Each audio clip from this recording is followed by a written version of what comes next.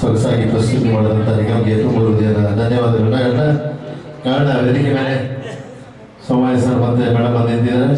ಪ್ರಶಸ್ತಿ ಪತ್ರ ಇಸ್ಕೊಳಕ್ ಬಂದಿರೋದು ಸಾಕಾಣಿಕಲ್ಲ, ಖುಷಿಯಾಗಿರೋಣ ಅಲ್ಲ. ಯಾರಾದ್ರೆ ಆಡ್ತಾರೆ ಅಂದ್ರೆ ಸ್ವಲ್ಪ ಕಷ್ಟ ಆಗುತ್ತೆ, ಇರಲಿ, ಇದೊಂದು ಖುಷಿ ವಿಚಾರ. ಯಾರು ದಯಮಾಡಿ ಅನ್ಯಂತ ಭಾವಿಸ್ಬೇಡಿ, ಇವೆಲ್ಲ ಒಂದು ವೇದಿಕೆಗಳು ಸಿಕ್ಕೋದು ಅಪರೂಪ.